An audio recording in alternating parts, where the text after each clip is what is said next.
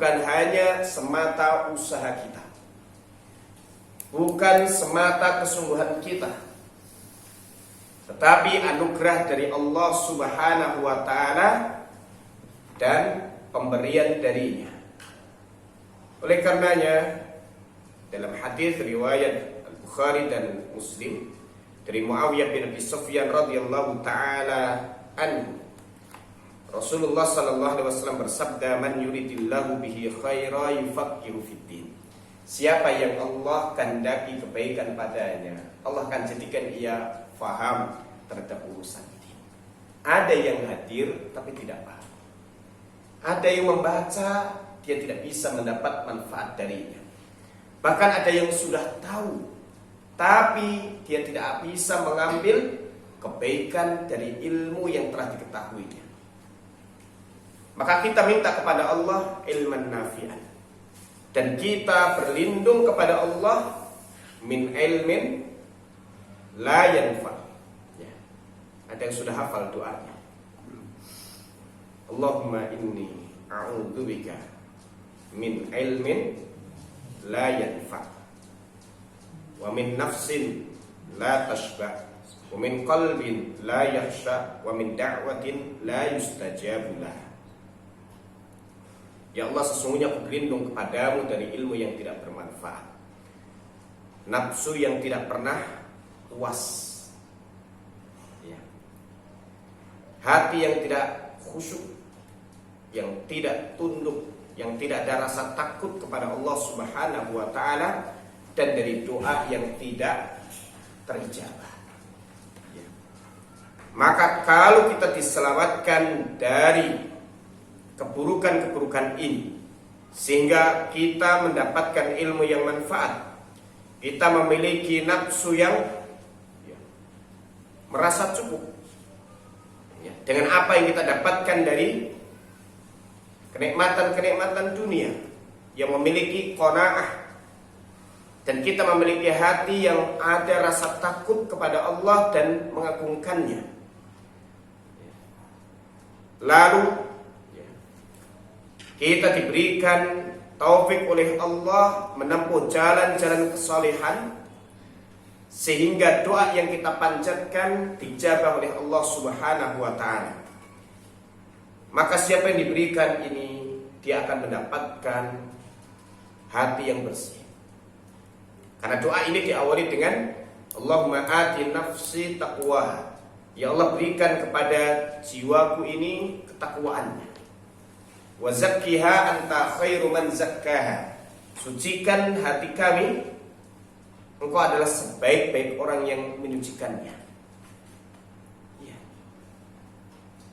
Anta waliyuha wa maulaha. Engkau adalah pemilik dan penguasa hati ini. Karena hati manusia di antara dua jari dari jemari Allah Subhanahu wa ta'ala. Allah berkehendak, punya kuasa terhadap hati-hati kita. Kalau Allah berkehendak, Allah akan luruskan hati itu. Dan jika Allah berkehendak lain, maka Allah akan gelincirkan hati itu.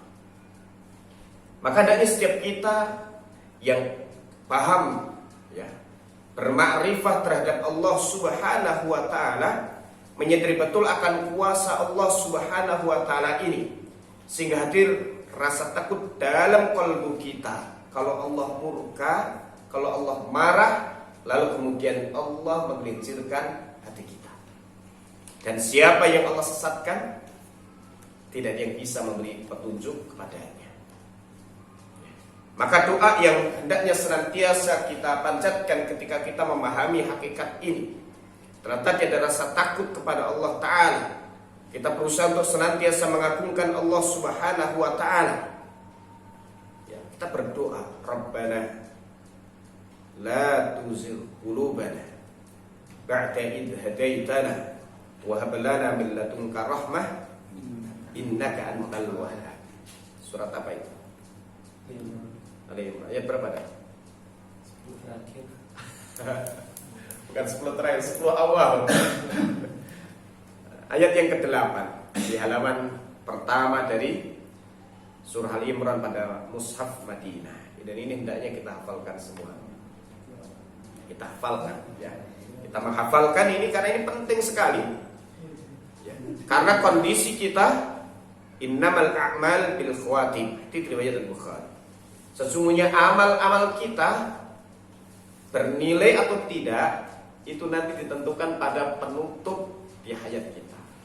Allah, tadi yang membuat para ulama itu senantiasa merasa takut, tidak pernah merasa aman. Ya. Maka kalau orang sudah merasa aman, maka dia akan mudah digelincirkan. Orang yang merasa aman itu akan mudah disesatkan oleh setan.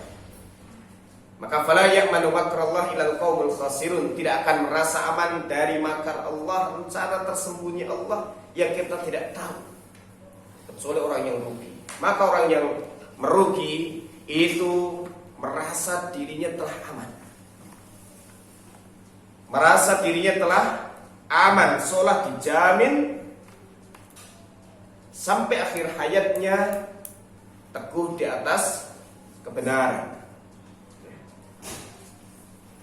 Makanya orang-orang yang menyimpang itu sangat overconfident, sangat kelewat percaya diri, kan? Dan itu disebut dalam surah Al-Kahfi tentang dua orang pemilik kebun. Salah satunya adalah punya kebun yang banyak, lalu merasa dengan banyaknya kekayaan dia sebagai orang baik, sehingga dia berbuat seenaknya, berbuat kufur, berbuat syirik, dan berbuat jahat. Sampai kemudian diberi peringatan, dia mengatakan, saya punya semuanya, dan nanti kalau aku mati pun akan mendapatkan kemuliaan sebagaimana dimuliakan di dunia. Baik. Maka orang saleh itu tidak pernah merasa dirinya telah aman, selalu merasa khawatir. Khawatir amalnya tidak diterima, khawatir Allah sesatkan di akhir hayatnya. Makasih Bapak. Enggak jadi dimarahin.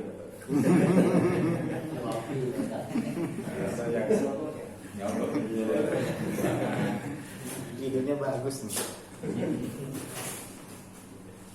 Maka para ulama sangat khawatir dengan al-khawatim, dengan akhir hayat mereka, ya. Sehingga mereka berdoa kepada Allah Ta'ala, Rabbana la tuzigh qulubana ba'da idh hadaitana wa hab lana min ladunka rahmah innaka antal wahhab, sehingga tidak pernah merasa cukup, lalu sudah berada pada posisi aman. Kalau orang sudah merasa pada posisi aman, tanda bahwa dia itu tidak aman. Maka innal mu'mina, ya, jamaah ihsanan wa syafaqah. Orang beriman itu selalu mengumpulkan perbuatan baik dengan rasa takut. Wa innal munafiqa, sesungguhnya orang munafik itu mengumpulkan perbuatan buruk dengan rasa aman. Kata Imam Al-Hasan Al-Basri. Jadi orang beriman itu mengumpulkan perbuatan baik dengan rasa takut. Takut kalau tidak diterima, takut kalau kemudian tersusupi riya, takut kalau kemudian ternyata Allah Ta'ala melihat ada kepentingan-kepentingan lain dalam diri kita selain mencari keridhaan. Takut amalnya tidak diterima, ya. Takut kalau kemudian ujung akhir hayat kita su'ul khatimah.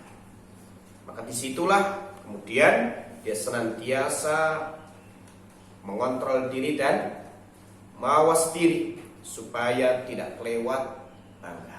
Barakallahu fikum. Dan tidak akan tahu tentang hakikat ini kecuali orang itu berilmu, ya. Kecuali orang itu memahami tentang Rabbnya, bermakrifah kepada Allah Subhanahu wa Ta'ala, dan juga dia mengetahui tentang hakikat, ya, rahasia di alam raya ini yang telah, ya, kemudian Allah, ya, tetapkan adat kebiasaannya. Sehingga ikhwatal iman rahimakumullah, ya, dari sini dengan kita bertafaqquh fiddin, kulnya dalam kehidupan dunia adalah kita memiliki rasa takut dan pengagungan kepada Allah Subhanahu wa Ta'ala. Karena hakikat ilmu adalah al-khasyah, rasa takut kita kepada Allah Ta'ala. Maka tidak sama nanti orang yang berilmu dengan yang tidak berilmu. Qul hal yastawil ladina ya'lamun wal ladina la ya'lamun, dalam surah Az-Zumar ayat yang ke-9. Katakan, hai Muhammad, apakah sama orang yang berilmu dan yang tidak berilmu? Tidak sama. Ya, tidak akan sama orang yang berilmu dengan yang tidak berilmu. Karena orang yang berilmu, dia akan memiliki rasa takut kepada Allah Ta'ala. Dia akan hati-hati dalam hidupnya. Nah ini kul dalam tolabul ilm, dalam pandangan Al-Quran, yang harus kemudian dimiliki oleh setiap insan atau setiap muslim yang menuntut ilmu, dan yang harus dijadikan sebagai target bagi seorang guru dalam mendidik murid-muridnya dengan ulum syariah, agar murid-muridnya itu memiliki rasa takut dan pengagungan terhadap Allah Subhanahu wa Ta'ala. Itu surah Fatir ayat yang ke-28. Innama yakhsyallaha min ibadihi al-ulama. Sesungguhnya yang akan senantiasa takut kepada Allah di antara para hambanya adalah orang-orang yang berilmu. Ya, orang-orang yang berilmu. Barakallahu fikum. Lah, tafaqquh fiddin. Ya. Adalah perintah dari Allah Subhanahu wa Ta'ala, fa'lam annahu la ilaha illallah. Dan pujian-pujian dari Allah Subhanahu wa Ta'ala kepada orang yang berilmu itu di dalamnya terkandung perintah agar orang-orang beriman mengejar keutamaan dengan sebab ilmu tadi. Agar orang beriman membekali dirinya ya dengan ilmu supaya dia mendapatkan kemuliaan dalam pandangan Allah Subhanahu wa Ta'ala. Yarfa'illahu alladhina amanu minkum walladhina utul ilma darajat. Allah akan tinggikan beberapa derajat orang beriman di antara kalian dan orang yang diberikan ilmu. Al-Mujadilah ayat yang ke-11. Ini mengulang dari apa yang sudah dijelaskan sebelumnya. Dalam hadis Nabi sallallahu alaihi wasallam pun juga disebutkan perintah untuk menuntut ilmu, dan kita telah berusaha. Ya. Namun usaha kita tidak akan menghasilkan ilmu kecuali jika Allah Subhanahu wa Ta'ala menolong dan memberikan taufik kepada kita. Dan yang sudah hadir di majelis ilmu ya, tadi belum tentu semuanya memahami ilmu yang telah sampai kepada dirinya. Dan yang telah memahami ilmu belum tentu dia bisa mengamalkan ilmunya. Karenanya ada ilmu yang tidak bermanfaat. Dan inilah nanti yang akan menjadi bumerang, yang akan memberatkan seseorang di akhirat. Ya. Oleh sebab itu di dalam menuntut ilmu agar Allah Subhanahu wa Ta'ala memberikan ilmu yang manfaat untuk kita. Karena tadi di samping usaha, maka kita berdoa karena kita yakin akan kuasa Allah Subhanahu wa Ta'ala. Dialah yang mengajarkan ilmu. Karena Allah sifati dirinya dengan sifat mengajar. Allamal insan ma lam ya'lam. Maka kita minta kepada Allah agar Allah benar-benar berikan ilmu kepada kita sehingga kita bisa memahami ilmu tersebut. Maka di samping usaha kita berdoa, dan ketika kita mendapatkan ilmu maka kita perlu menyadari ini adalah ilmu yang telah Allah ajarkan kepada kita. Ini adalah ilmu yang telah Allah anugerahkan kepada kita. Maka kita bersyukur kepada Allah dengan sebab itu. Dengan cara kita amalkan ilmu itu sesuai dengan petunjuk ya, yang telah kita pahami. Itu petunjuk yang telah Allah turunkan kepada Rasulullah SAW, dan beliau jelaskan secara rinci kepada umatnya, dan sampai kepada kita melalui para sahabat, dan kemudian diikuti oleh generasi berikutnya, kemudian diemban generasi berikutnya hingga sampai kepada kita. Barakallahu fikum. Nah ini kedudukan dan menuntut ilmu yang begitu penting yang harus kemudian kita pahami. Jika kita tahu bahwa thalabul ilm, tafaqquh fiddin ini diperintahkan oleh Allah dan Rasulnya, berarti mengerjakannya adalah ibadah. Mengerjakannya adalah sebuah ketaatan. Mengerjakannya adalah sebuah amal yang mendekatkan diri kita kepada Allah Subhanahu wa taala. Huwa min afdhalil qurbat. Menuntut ilmu termasuk salah satu bentuk amal qurbat yang mendekatkan diri kepada Allah Subhanahu wa taala. Ya. Dan ini termasuk salah satunya. Jika kalau kita lihat nanti perkataan-perkataan para ulama berkaitan dengan menuntut ilmu, ya. Misal yang disampaikan oleh Abu Darda radhiyallahu taala anhu, la an ata'allama mas'alatan ahabba ilayya min qiyami lailati. Aku mempelajari satu persoalan dalam din ini, ya. Mencari jawabannya, ya. Mengetahui ilmu tentangnya itu lebih aku sukai daripada sholat malam, ya. Maka sejumlah sahabat, ya, yang dikhususkan untuk menjaga ilmu, ya, untuk menghafal ilmu,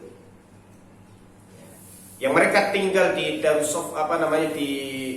Darussufah, seperti Abu Hurairah radhiyallahu taala anhu dan beberapa sahabat lainnya, maka Rasulullah sallallahu alaihi wasallam mewasiatkan kepadanya dan juga kepada beberapa sahabat lain yang mereka menuntut ilmu setelah sholat isya, ya, agar mereka sholat witir sebelum tidur.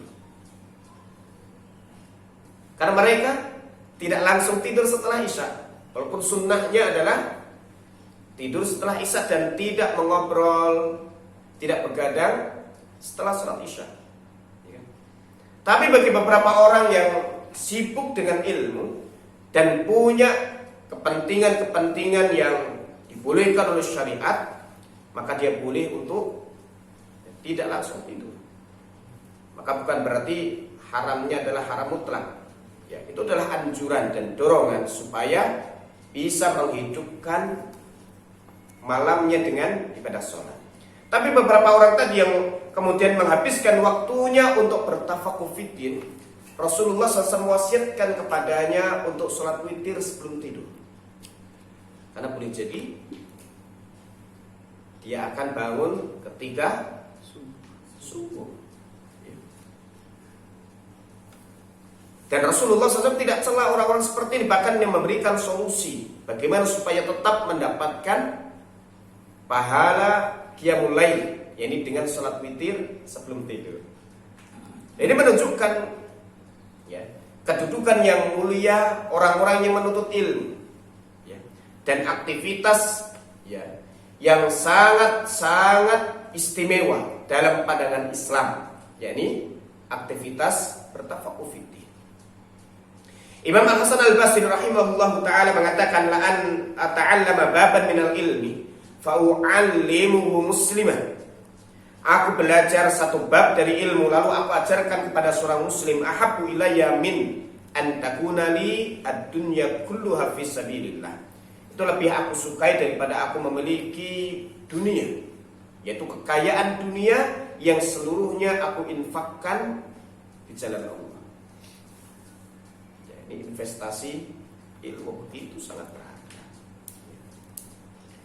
Laisa syai'un ba'dal fara'idi afdalu min talabil ilm. Kata Imam Asy-Syafi'i rahimahullahu ta'ala, tidak ada sesuatu setelah amal-amal yang fardu yang lebih utama daripada menuntut ilmu. Maka diniatkan aktivitas kita hadir dari rumah ke Gang Putri ini, ya, ini RA apa ini Pak Jum?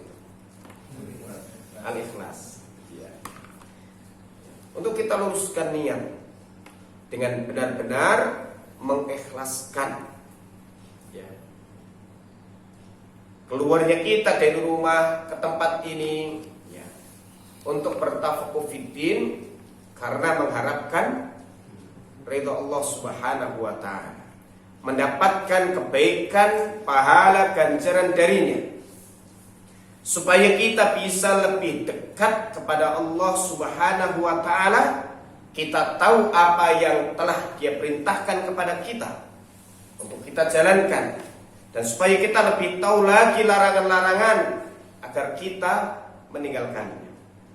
Maka kalau tujuannya itu, aktivitasnya akan mendapatkan pahala dari Allah Subhanahu wa taala. Tapi kalau bukan untuk itu, ya, untuk kepentingan dunia atau untuk iseng-iseng saja, malu kalau tidak hadir. Nanti nggak punya teman kalau pas waktunya jalan-jalan, ya kan? Mas Irawan habis jalan-jalan, saya juga habis jalan-jalan ke Banten, ke Anyer, karena ada kegiatan di KM Marhamah, habis kegiatan khitanan anak soleh, kemudian penutupan sekalian studi banding. Ada masjid namanya Masjid Al-Ikhlas. Itu masjid di pinggir pantai, di sepanjang di jalan Anyer itu, satu-satunya masjid yang pintunya otomatis. Nah, yang punya dulu pernah bekerja di Saudi dan kemudian memanfaatkan waktu untuk mulazamah di sana buat pesantren di dekat tempat salah satu imam di Marhamah, dan kemudian dia mengelola masjid, dia manahi, dan masjid itu dikelola dengan cukup bagus, ya, cukup nyaman bagi orang-orang yang ingin mampir untuk sholat, ya, karena 24 jam di teras masjid disediakan kopi, ya, kopi gunting dan kopi giling, ya. Dan juga kalau pagi itu ada sarapannya, ya, orang di situ bebas, mereka buat kopi sendiri, nanti gelasnya dicuci sendiri. Dan ternyata dari kenyamanan yang didapatkan, ya, para musafirin, ya, ketika infak di masjid itu, infaknya bukan hanya 2.000, 3.000, tapi infaknya 100.000, ya. Dan bahkan kopi dan makanan-makanan ringan itu tidak dikeluarkan dari kas DKM, tapi langsung infak yang memang disediakan oleh masjid, ya, untuk kebutuhan itu, dan itu semua dari masyarakat, ya, dari jamaah, dan itu cukup menarik sekali, kan. Hanya saja ketua DKM-nya itu Salafi minded, ya kan. Jadi kalau sudah beda sendiri galak, sehingga banyak pengurus-pengurus lama apalagi daerah Banten itu yang kemudian tidak mau bergabung lagi. Tapi ada satu hal yang cukup menarik di Masjid Al-Ikhlas itu, dan ada satu masjid yang baru dibangun, view-nya cukup bagus, dan akan dibuat pesantren di belakangnya, pesantren An-Najah, kata infonya pesantrennya gratis, tapi baru kemarin pas kita ke sana baru tiang-tiangnya baru diangkut, karena tiang-tiangnya dari besi. Barakallahu fikum. Ya. Dan maka kalau tujuannya hanya tadi supaya punya kawan, ya, tentu dia akan mendapatkan sesuai dengan apa yang dia niatkan. Karena innamal a'malu binniyat. Sesungguhnya amal yang baik dalam pandangan syariat yang dikerjakan oleh seseorang itu diterima atau ditolaknya ditentukan oleh niat. Ditentukan oleh niat. Jadi amal-amal baik yang dikerjakan oleh seorang muslim itu diterima atau tidaknya nanti ditentukan oleh niatnya. Maka hadis ini berkaitan dengan amal-amal saleh dan tidak boleh digunakan untuk amal-amal kemaksiatan, ya. Amal maksiat tapi dengan menghadirkan niat yang baik tidak akan merubah status maksiatnya menjadi kebaikan. Tapi innamal a'malu binniyat, sesungguhnya amal-amal yang disyariatkan dalam Islam, yang dikerjakan oleh seseorang, yang tata caranya sesuai dengan ketentuan syar'i, itu diterima dan ditolaknya ditentukan oleh niatnya. Ini menunjukkan pentingnya niat sebagai penentu diterima atau tidaknya amal saleh, amal baik yang dikerjakan oleh seseorang. Wa innama likulli imri'in ma nawa, dan sesungguhnya bagi setiap orang yang telah beramal, dia akan mendapatkan pahala sesuai dengan kadar niatnya. Ada yang tidak mendapatkan pahala sama sekali. Ada yang mendapatkan pahala tapi sedikit karena niat yang dihadirkannya pun juga berkurang keikhlasan. Ada yang mendapatkan pahala yang sempurna karena dia mampu menghadirkan niat dengan baik. Ya. Dan untuk bisa hadirnya niat, ya, dibutuhkan pengetahuan seseorang tentang ilmu, ya, tentang amal yang akan dia kerjakan dan kondisi yang sedang dia jalani. Ya. Maka Syekhul Islam Ibnu Taimiyah rahimahullah taala ketika beliau berjalan di pegunungan Damaskus, beliau tidak ingin jalannya, ya, itu hanya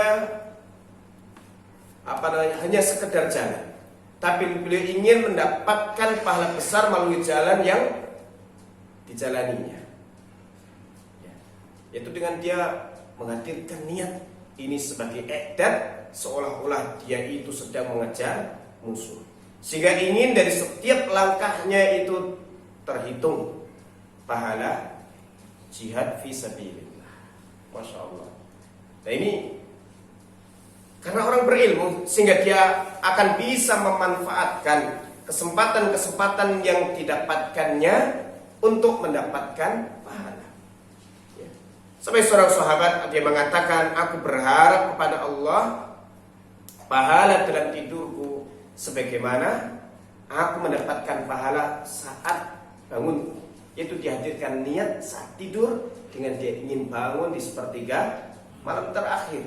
Dia ingin tidur supaya cukup, ya, istirahat dan terpenuhi hak anggota badannya untuk diistirahatkan, sehingga akan nanti hadir tenaga lalu ia bisa gunakan untuk ibadah kepada Allah Subhanahu wa taala. Maka dengan sebab itu dia mendapatkan taman pahala. Maka amal seseorang itu terbagi menjadi 3. Pertama adalah amal ketaatan atau amal kebaikan. Maka amal kebaikan ini diterima atau tidaknya nanti ditentukan oleh niatnya. Dan seberapa pahala yang akan dia dapatkan ini akan ditentukan dengan kadar niat yang mampu dia hadirkan. Maka seperti kemarin Yom Ashura, hari keberapa? Hari keberapa Ashura? 10. Hari ke-10 dari bulan Muharram. Hari apa itu?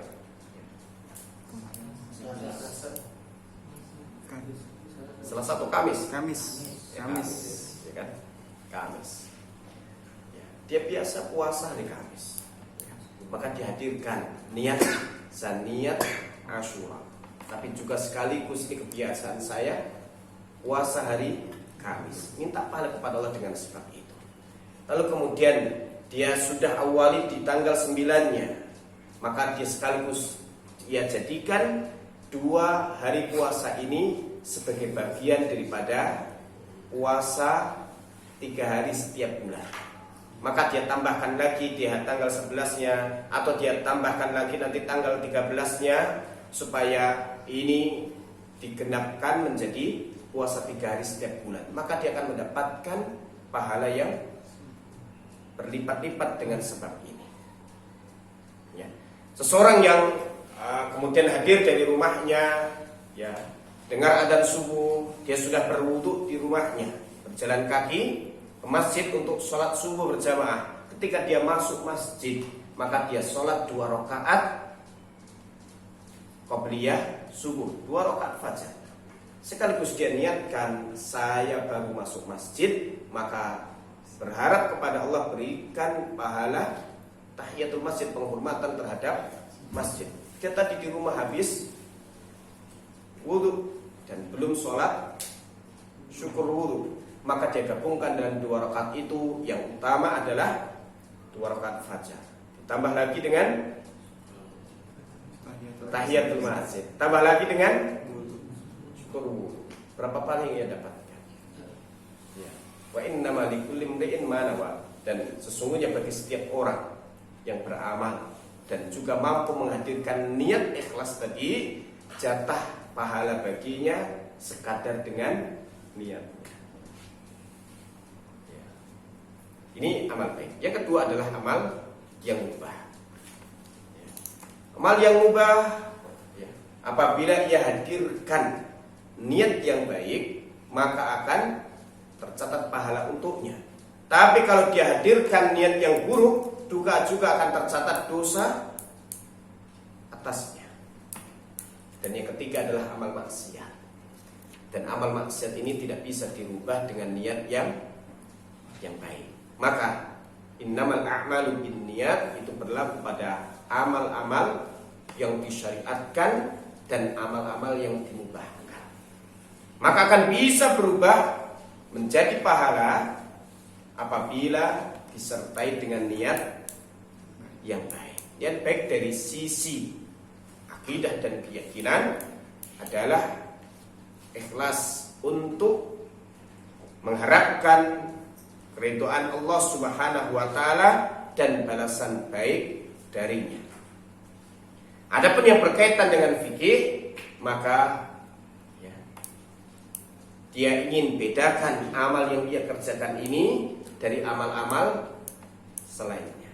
Ya tadi dihadirkan dalam 2 rakaat qabliyah subuh, 2 rakaat tahiyatul masjid, 2 rakaat syukur wudu. Kan yang disyariatkan ketika sebelum menjalankan sholat subuh adalah hanya sholat 2 rakaat. Dan sifat daripada sholat tahiyatul masjid itu adalah tabi'ah, ikut. Ya.